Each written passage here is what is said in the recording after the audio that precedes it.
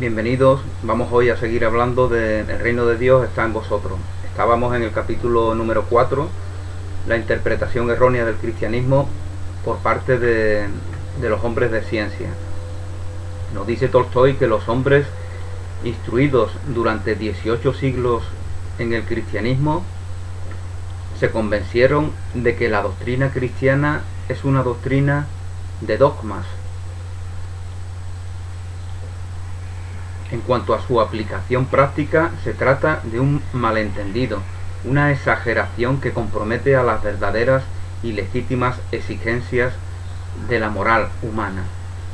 Y aquella doctrina de la justicia que Cristo rechazó y sustituye por la suya propia nos es mucho más satisfactoria. Es decir, seguimos apegados a aquello a lo cual Jesús rechaza, aquello a lo cual Jesús nos invita a trascender gracias a los mandamientos que nos da. Seguimos apegados a las antiguas formas de vida. Por eso los elementos de las antiguas formas de vida, la guerra, el conflicto, las fronteras, la ambición, todos los elementos mundanos que garantizan una vida dolorosa para el común de los humanos, siguen vivos en la misma intensidad, porque no hemos aceptado el mensaje de Jesús, la doctrina de Jesús que asimilamos a través del entendimiento. No la hemos aceptado, hemos pensado que se trata de tener fe en unos dogmas extraños que unos supuestos representantes, unos supuestos intermediarios nos exigen que creamos. El precepto de la no resistencia al mal con la violencia les parece a los doctores una exageración, precisamente al parecernos una exageración es cuando este mandamiento ya no cumple su fin, ya no cumple el fin de transformarnos y de transformar a través de esta transformación que nosotros hacemos en nosotros mismos todo nuestro mundo, todo nuestro entorno. El precepto de la no resistencia al mal con la violencia les parece a los doctores una exageración y también un absurdo. Cuando estamos apegados por los conflictos, por las luchas, por las ambiciones mundanas, por la necesidad de culpabilizar a nuestros semejantes, cuando estamos tomados por todo ello, nos parece absurdo el concepto de no responder al mal con la violencia.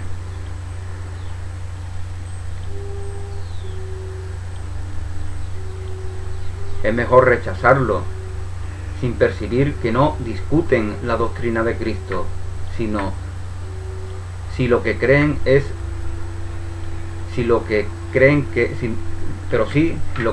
es la doctrina de Cristo. Esos científicos no discuten la doctrina de Cristo, sino aquello que creen que es la doctrina de Cristo, porque es lo que dicen que es la doctrina de Cristo, esos supuestos intermediarios, esos pastores, esos sacerdotes, esos cardenales, esos obispos, esos que se erigen en intermediarios entre Dios y nosotros.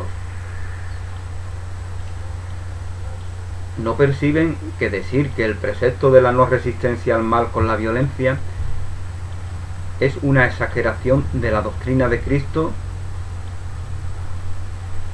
No perciben que decir que el precepto de la no resistencia al mal con la violencia es una exageración de la doctrina de Cristo equivale a decir que la definición del círculo, la afirmación de la igualdad de los radios es una exageración.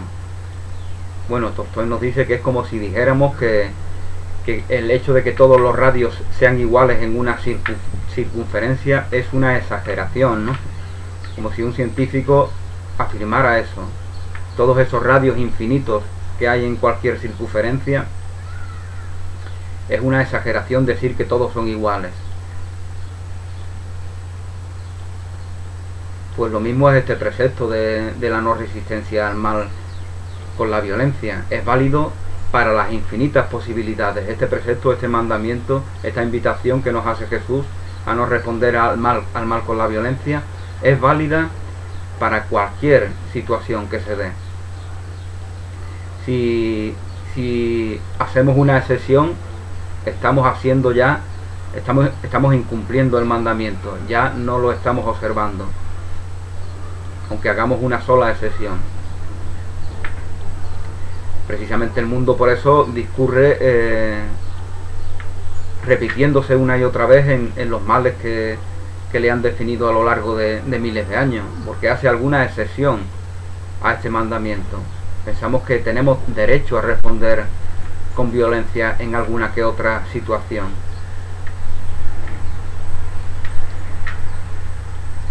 Eso es consecuencia, como os comentaba anteriormente, de estar presos, de estar tomados, de estar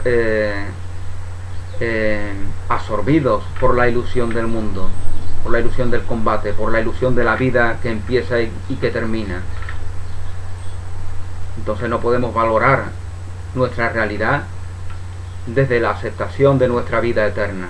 Lógicamente, para valorar nuestra auténtica realidad hay que reconocerse en esa vida eterna.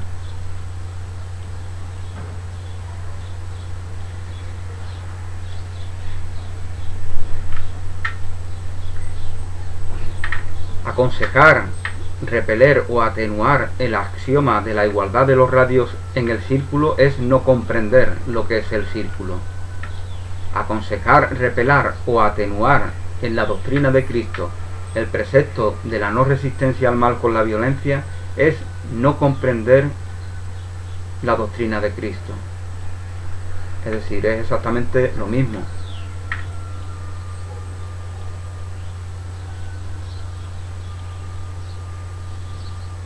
Y eso es precisamente lo que le sucede a aquellos que nos proponen atenuar, repeler o cambiar en algún punto esta doctrina, que no la entienden, no entienden la doctrina, no comprenden que esta doctrina es la actuación práctica de un nuevo concepto de vida, no comprenden que esta doctrina es la actuación práctica de un nuevo concepto de vida.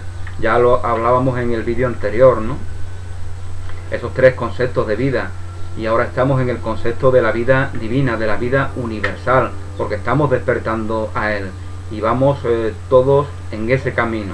Lo reconozcamos o no, lo aceptemos o no, estemos más presos o menos presos por los apegos mundanos. Vamos todos en ese camino.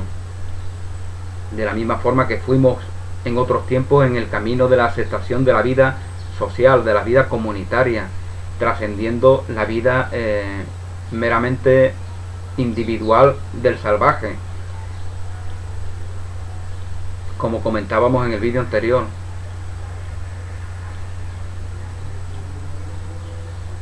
No comprenden estos científicos que esta doctrina es la actuación práctica de un nuevo concepto de vida, concepto correspondiente a la nueva fase en la que la humanidad ya entró hace 1800 años. Ya entró porque Jesús es nuestra avanzadilla, es nuestro guía, es nuestro maestro, y lo es precisamente porque lo es en un sentido práctico. Lo es precisamente porque en su entendimiento se da la comprensión y la aceptación de aquello a lo que este mandamiento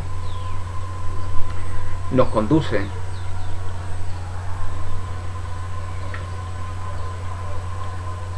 Ellos no convinieron en que Cristo haya querido decir lo que dijo.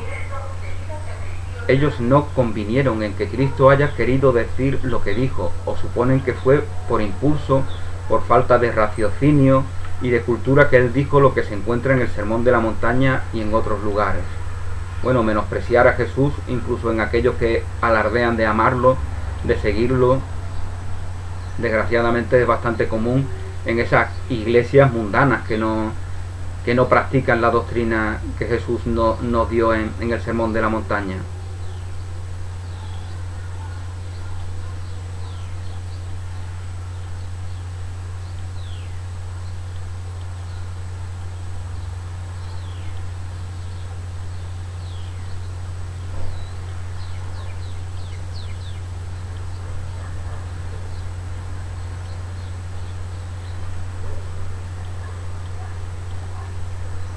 Y nos comenta Tolstoy algún ejemplo de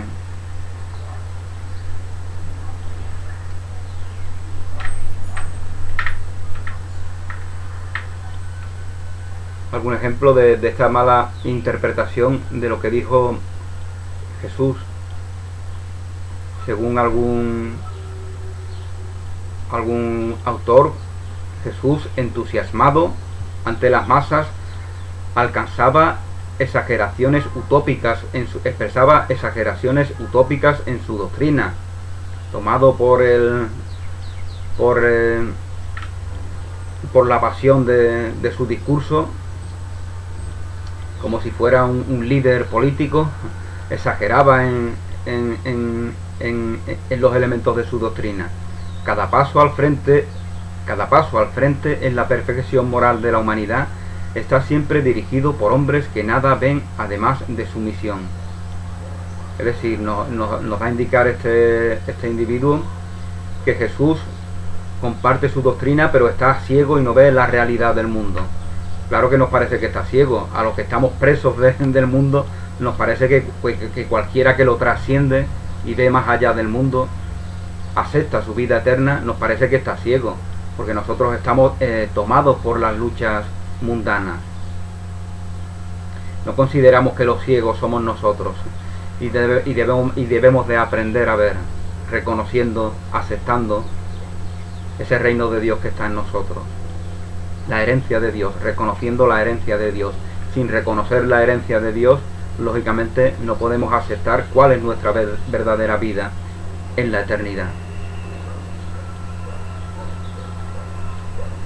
Cristo, sin que se pueda reprobarlo, tenía el temperamento típico de tales reformadores. Por esto debemos acordar que sus enseñanzas no deben ser tomadas al pie de la letra como una completa filosofía de vida. Debemos analizar sus palabras con respeto, pero con un espíritu de crítica que busca la verdad, etcétera, etcétera. Bueno, estas personas que admiran supuestamente a Jesús simplemente lo ven como cualquier otro sujeto, ¿no? Como pueden ver a Trotsky, a Rosa Luxemburgo, a Lenin, a Fidel Castro, al Che Guevara. Ellos piensan que Jesús es un personaje del mundo que vive por, para y desde el mundo, y que a través de la violencia, como estos personajes que he citado piensan, se puede hacer del mundo un lugar mejor, y por eso hacen uso de ella. Lo que hacen es darle aún mayores razones a la violencia, perpetuarla, darle continuidad a la violencia. Es lo que hacemos cuando respondemos al mal con la violencia, como hace estos y otros muchos líderes sociales y políticos que tienen fe en la violencia, que piensan que es una herramienta para mejorar el mundo, cuando lo único la violencia para lo único que sirve es para darle mayor entidad a esa misma violencia, en todos los sentidos.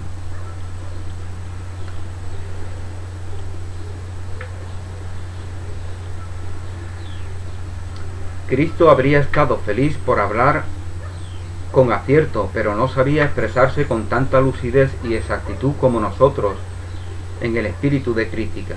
Por eso le corregimos. Eso es lo que hacen muchos comentaristas, corrigen a Jesús.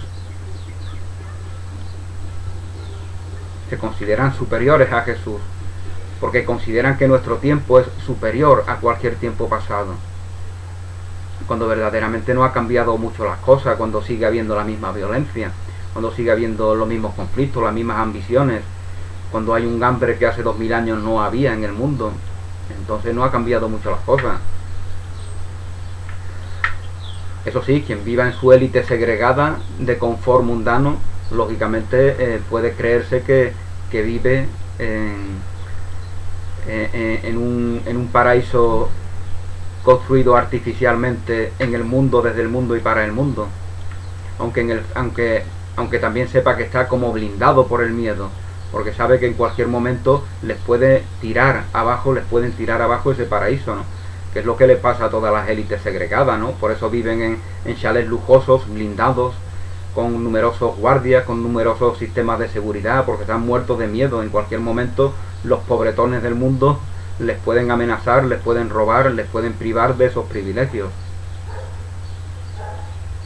Entonces ese paraíso que se han construido parece ser que es vulnerable, parece ser que en cualquier momento se puede venir abajo. Por lo tanto no es un paraíso de verdad, porque el paraíso es un lugar eterno. Solamente podemos acceder a él a través del reino de Dios que está en nosotros, a través de la comprensión, de la aceptación y a través de estos mandamientos que Jesús nos da en el Sermón de la Montaña, que nos conducen a esa aceptación, independientemente de en qué nivel nos encontremos, independientemente de lo presos que estemos o dejemos de estar de los apegos mundanos. Independientemente, siempre tenemos la opción de hacer un trabajo interior que nos va a hacer trascender esos apegos a través del proceso que sea preciso, a través del tiempo que sea preciso. Pero bueno, esto, como bien dice Tolstoy, precisamente lo que define la doctrina cristiana es estar en ese trabajo interior, independientemente de cuáles sean las circunstancias en las que estemos, independientemente de que seamos un guerrillero que ha cometido actos violentos, o que seamos un monje que vive aislado de sus semejantes, da exactamente igual. Siempre estamos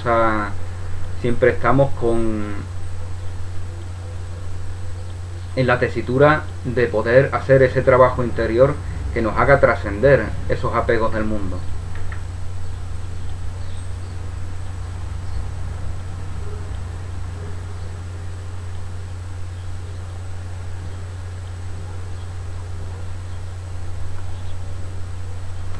Bueno, pues más o menos vemos cómo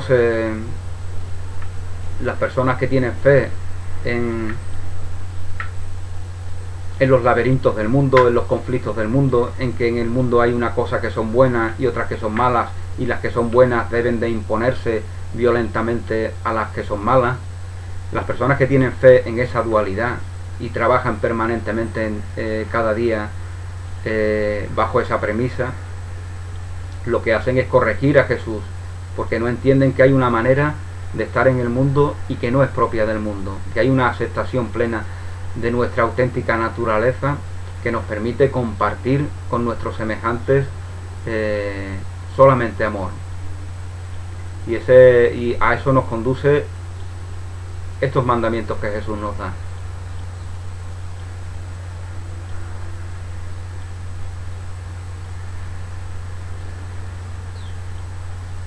Otra cosa que nos impide aceptar la doctrina de Jesús es la fe en el azar. Pensamos que el mundo, que estamos en un mundo donde la casualidad nos puede dar o quitar, pero solamente quien vive en la carencia, quien no se acepta plenamente en la abundancia de su vida eterna, se comporta bajo esa premisa de pensar que el azar puede dar y quitar. Solamente quien no se acepta plenamente en su riqueza interior, en el bien de la vida eterna, que es nuestra única riqueza, nuestro único tesoro. Y en ese bien, en esa herencia de la vida divina, están todos nuestros dones y todos nuestros talentos, que son los dones y los talentos que Dios nos concede compartiendo su naturaleza. Bueno, pues como os comentaba, esa fe en el azar, esa fe en la supuesta lotería de la vida, nos ciega y nos impide aceptarnos plenamente en nuestra auténtica naturaleza y comprender y aceptar y seguir los mandamientos que nos conducen a esa aceptación.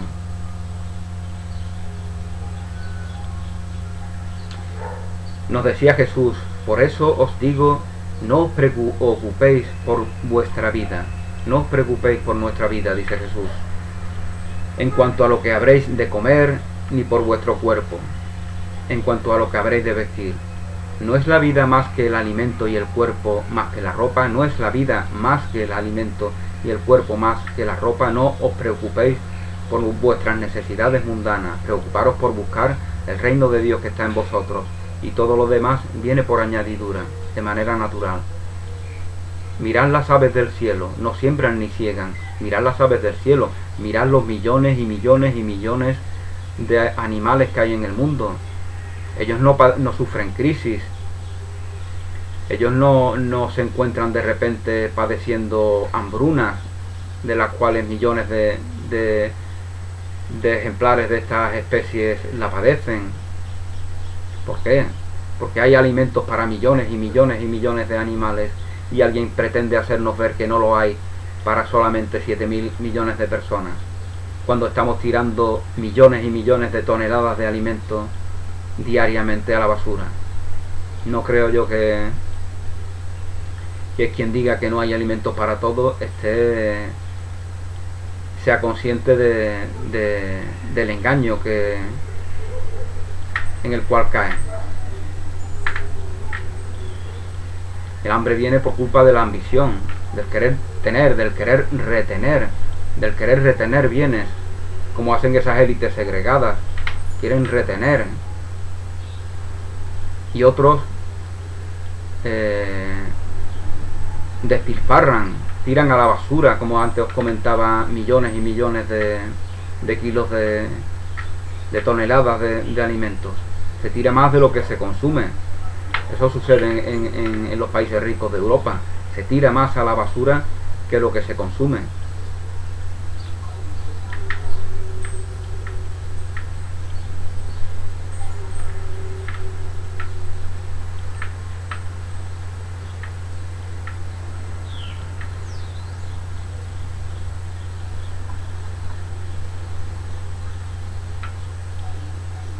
Por eso no andéis preocupados diciendo qué comeremos, qué beberemos o qué vestiremos. De hecho, son los gentiles los que están en la búsqueda de todo eso. Son las personas presas de las ambiciones del mundo los que están en la búsqueda de todo eso. Vuestro Padre Celeste sabe que tenéis necesidad de todas esas cosas. Buscad en primer lugar el reino de Dios y su justicia. La justicia de Dios es amor. Y todas esas cosas se os darán por añadidura. No os preocupéis, por lo tanto, por el día de mañana. Vivid en el eterno presente de la vida, que es donde siempre estáis. Si estáis mirando a un futuro o a un pasado, os estáis sustrayendo a la verdad de vuestra vida, que está siempre en el presente. El día de mañana se preocupará por sí mismo de lo que traiga o de lo que deje de traer. A cada día le basta su mal.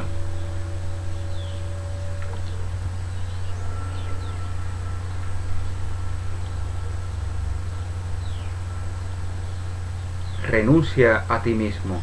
Toma sobre ti tu cruz y sígueme. ¿Qué significa esto? Renuncia a ti mismo. Toma sobre ti tu cruz y sígueme.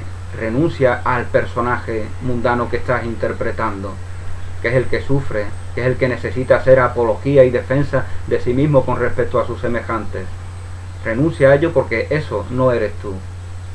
Toma tu cruz. ¿Qué es tu cruz? Tu cruz es tu vida en el mundo y la verdad de tu vida eterna. Eso es lo que simboliza la cruz. Esa vertical, que es nuestra vida celeste, nuestra vida que se va elevando para reconocer, para aceptar plenamente ese reino de Dios que está en nosotros, y la horizontal representa todas nuestras experiencias mundanas, que nos permiten, que nos facilitan que ese trabajo se dé, porque en todas ellas están nuestras relaciones con nuestros semejantes, y gracias a nuestras relaciones con nuestros semejantes vamos creciendo y vamos progresando en ese camino espiritual. Entonces esa cruz representa esa vida en el mundo y al mismo tiempo esa progresión espiritual que vamos llevando a cabo para aceptarnos en nuestra vida eterna. O sea, la cruz podemos decir que la cruz representa al ego. Y somos más generosos de aquellos que dicen que la cruz representa lo malo, ¿no? Te voy a poner la cruz, ¿no? Como dicen algunos. En esa frase, la cara y la cruz de la vida, ¿no? Como dicen otros, ¿no? En esa frase la cruz representa simplemente el mal. Cuando decimos que la cruz representa al ego, pues estamos diciendo que la cruz representa algo ilusorio, ¿no? Porque el ego es aquello que creemos ser cuando no nos aceptamos plenamente en nuestra auténtica naturaleza. Por lo tanto, el ego es algo neutro, ni es bueno ni es malo. Si lo calificáramos de bueno o de malo, pues ya lo estaríamos interpretando como algo que es verdadero, cuando no es más que una ilusión, ¿no?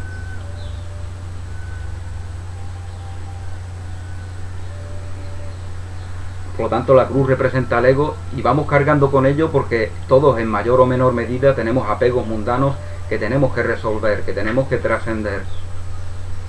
Por lo tanto, cogemos nuestra cruz y vamos gozosamente hacia la cumbre de nuestro Calvario, para allí liberarnos de esa cruz y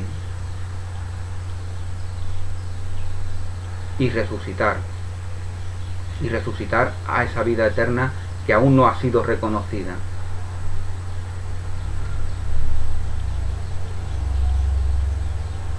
Renuncia a ti mismo, toma sobre ti tu cruz y sígueme. Mi alimento consiste en cumplir la voluntad de aquel que me envió, en cumplir su obra. No es mi voluntad la que se hará, sino la de Él. No es lo que yo quiero, sino lo que Él quiere. La vida consiste en cumplir no la voluntad propia, sino la voluntad de Dios. En eso consiste la vida, en eso consiste vivir eternamente. Porque la vida está en la eternidad, la vida no está en la ilusión del tiempo.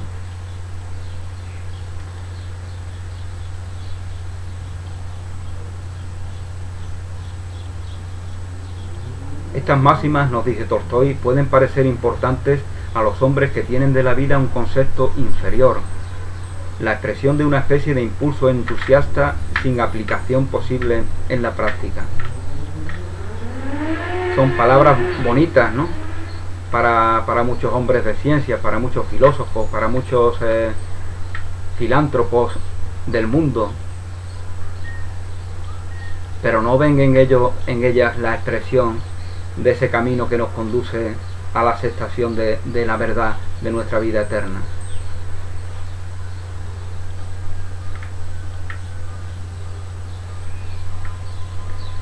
No obstante, estos principios resultan con tanto rigor del concepto cristiano como el precepto del abandono del trabajo en pro de la comunidad o del sacrificio de la vida por la defensa de la patria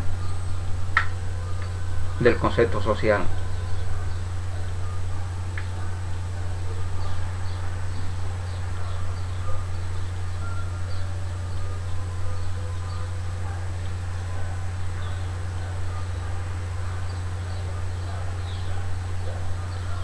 Es decir, como nos comentaba anteriormente Tolstói, todos estos preceptos, todos estos mandamientos, esta doctrina de Jesús, a lo que nos invita es a trascender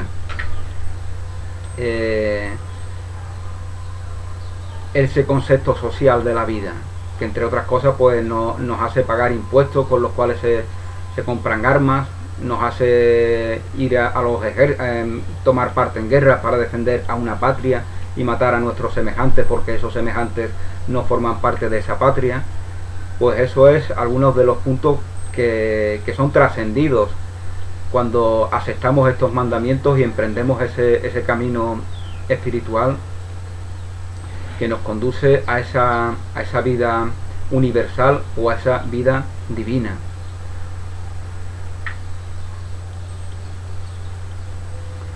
Aceptando esa vida universal, lógicamente comprendemos que nuestra patria es todo el universo, porque nuestros hermanos, nuestros semejantes, hombres y mujeres que sean de Kenia, de México, de Rusia, de Japón, son iguales que nosotros y por lo tanto no existe diferencia alguna, porque la historia, porque la cultura, porque cualquier elemento mundano haya establecido alguna diferencia. En la verdad de lo que somos no existe diferencia alguna de unas personas de un sitio con respecto a otras personas de otro. Y ahora estamos tomando conciencia de ello. Prueba de ello es simplemente esta posibilidad de comunicarnos que tenemos ahora, que tienes en las redes sociales, que tienes en los diferentes... que tienes en tu vida tal como es hoy, que es muy diferente de la que era hace 200 años, cuando solamente nos relacionábamos con integrantes de nuestra tribu, gente que hablaba nuestro idioma, gente que tenía... No, ahora ya nos relacionamos con personas de todo el mundo, con personas muy diferentes, e incluso las relaciones que tenemos con los que son aparentemente muy distintos que nosotros resultan a menudo más enriquecedoras que las relaciones que tenemos con la gente más cercana, como es evidente, porque podemos intercambiar podemos contrastar mayores elementos con los que son muy distintos que nosotros, que con aquellos que forman parte de nuestra comunidad de cada día. Nadie es profeta en su tierra, ¿no? Decía Jesús. Nadie es profeta en su tierra porque nadie es estimado más allá de la estimación propia que hace cada uno dentro de esa tierra. Por eso decían de Jesús, ¿cómo va a ser este el Mesías si este es de aquí? Como si el Mesías tuviera que venir de un lugar lejano, ¿no? Eso sucede, lo vemos muchas veces, ¿no? Como cuando vemos cómo va a ser este un gran artista si este es de aquí. Los grandes artistas tienen que ser de otros sitios, ¿no? Quien piensa así en realidad lo que manifiesta es el desprecio que se tiene a sí mismo y el desprecio que tiene al lugar del cual forma parte, porque no considera que de ese lugar puedan salir personas que destaquen con respecto a los demás.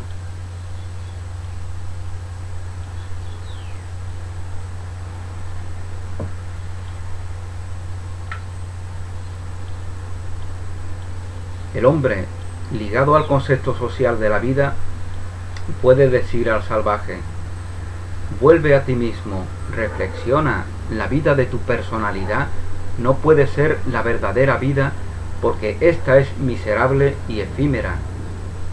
Solamente el agrupamiento, solamente la comunidad y la gradación se perpetúan, la familia, la tribu, la raza, el estado. Más o menos esto es lo que el hombre ligado al concepto social le dice al salvaje que vive por y para sí mismo.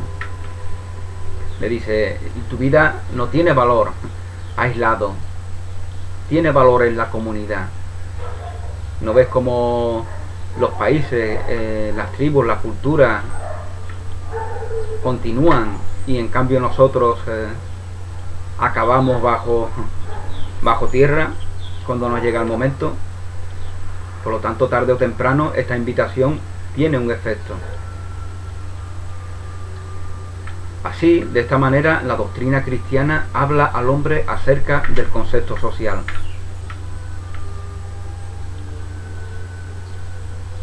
Arrepentíos, es decir, volved a vosotros mismos.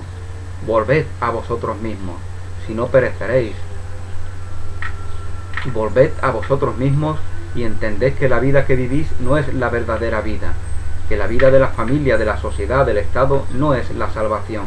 Los estados se enfrentan entre ellos, tienen guerras, causan esta Europa tan rica, tan soberbia, tan supuestamente poderosa, que miraba con autosuficiencia al resto del mundo durante el siglo XX. Pues en esta Europa de repente llega una guerra horrible que en 5 o 6 años mata a 50 millones de personas, y todo el continente está devastado, la gente pasa hambre. Entonces, lógicamente, en elementos como estos vemos que la verdad no está en ese culto al Estado, a la religión, entendida como iglesia mundana. Entonces ya cuando se nos invita a trascender eso que durante un tiempo tuvo sentido, aceptamos esa invitación y lo hacemos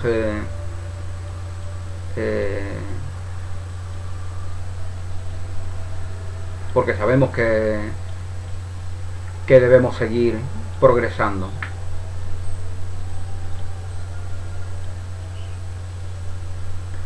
Arrepentíos y volved a vosotros mismos, si no pereceréis. Volved a vosotros mismos y entended que la vida que vivís no es la verdadera vida, que la vida de la familia, de la sociedad, del Estado no es la salvación. La verdadera vida solamente es posible para el hombre cuando él participa en ella con moderación. No en la vida de la familia y del Estado, sino en la vida del Padre.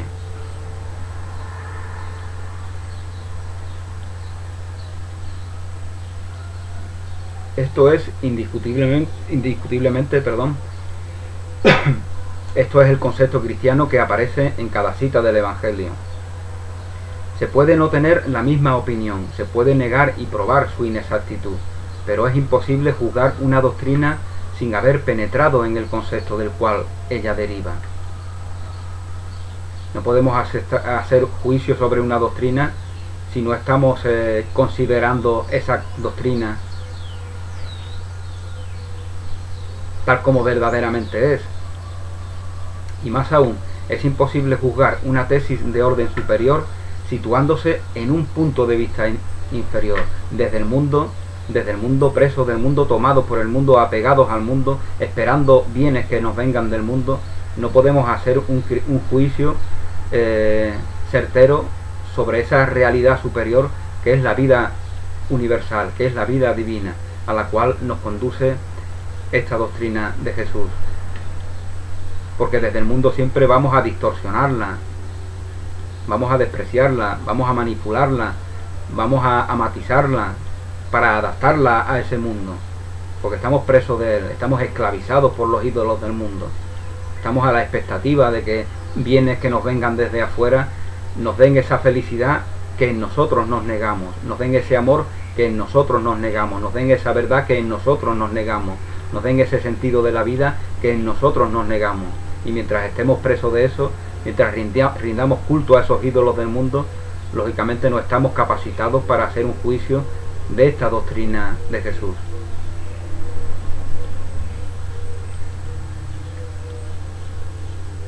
Es imposible juzgar una tesis de orden superior situándose en un punto de vista inferior. Juzgar el alto de la torre cuando estamos en las bases. No podemos ver que hay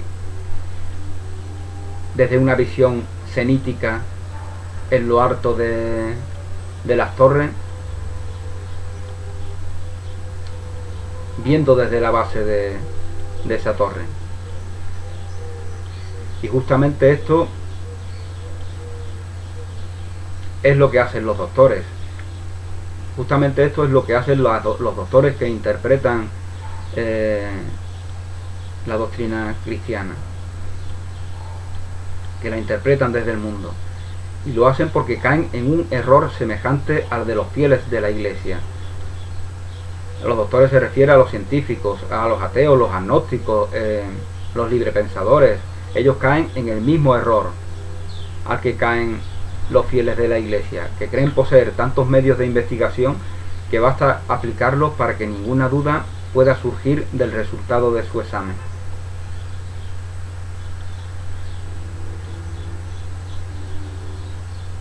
Esta posesión de un método de investigación supuestamente infalible constituye el principal obstáculo a la comprensión de la doctrina cristiana por parte de los ateos y de los pretendidos doctores, cuya opinión sirve de guía a la gran mayoría de los incrédulos, crédulos e instruidos. Bueno, esto lo vemos también en la vida cotidiana, ¿no? Como personas que no tienen mucha idea de los conocimientos científicos apelan a la ciencia, ¿no?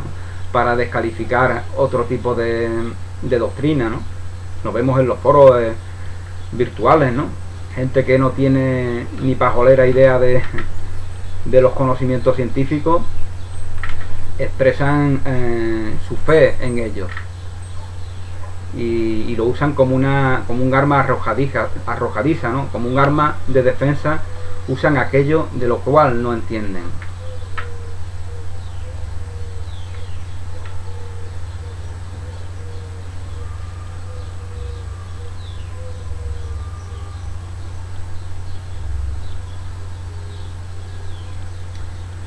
Uno de los malentendidos es que la doctrina cristiana sea irrealizable. Una vez que consideramos que la doctrina cristiana es irrealizable, lógicamente es despreciada. Por lo tanto, el juicio que hagamos sobre lo que despreciamos, ¿qué interés tiene, ¿no? ¿Qué valor tiene, ¿no?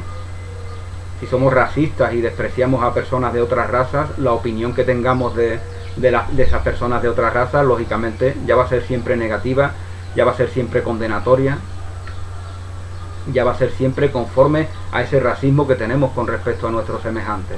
Pues esto es lo que le sucede a los doctores, a los científicos que examinan la doctrina cristiana. La desprecian, la consideran irrealizable, ¿eh?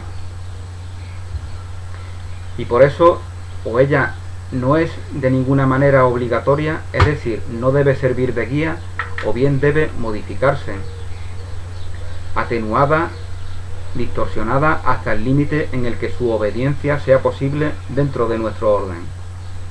La adaptamos ya a la realidad mundana con la cual nos hemos mimetizado.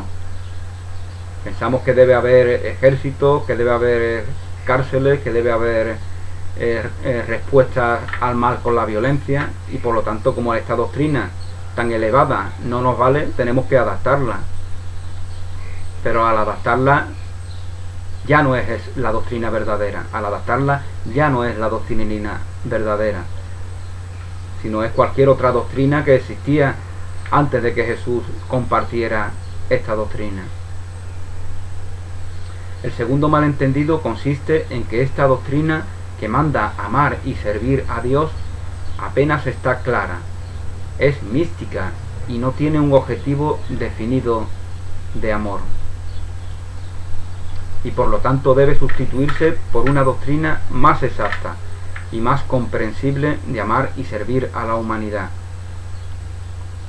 Entendemos que eso de amar a Dios es amar a una entidad simbólica, abstracta, lejana, que está allende las estrellas, porque no reconocemos que Dios está en nuestros semejantes. Como bien dice algún doctor de la Iglesia, Dios se encarna en el ser humano para que reconozcamos, para que lo reconozcamos, para que reconozcamos a Dios en nuestros semejantes. Esto lo dice la propia Iglesia Católica, ¿no? Por lo tanto, la propia Iglesia Católica está diciendo que Dios está en nuestros semejantes, que lo reconozcamos, que lo reconocemos en ellos, y por eso amamos a Dios amando a nuestros semejantes. Es exactamente lo mismo. Amar a Dios y amar a tus semejantes es exactamente lo mismo. Y amarte a ti mismo también es exactamente lo mismo, porque Dios está en ti, donde está el reino de Dios. Por lo tanto, cuando se acepta plenamente de que solamente somos amor, solamente amor es lo que compartimos. Y esa verdad que cada vez se arraiga más en nosotros gracias a las creencias que conforme a ese camino espiritual que vamos llevando elegimos, porque nosotros elegimos nuestras creencias. Creencias que elegimos que están conformes con la verdad de nuestra vida eterna, lógicamente nos van a conducir a esa vida eterna. Creencias que elegimos que no están conformes con la verdad de nuestra vida eterna, sino con el culto a esos ídolos mundanos, a esos apegos mundanos, pues lógicamente no nos van a facilitar el que nos aceptemos en esa vida eterna. Bueno, pues por el momento lo dejamos aquí, todavía nos queda mucho por comentar de este capítulo. Gracias por vuestra atención, que paséis un día muy feliz, un abrazo y hasta pronto.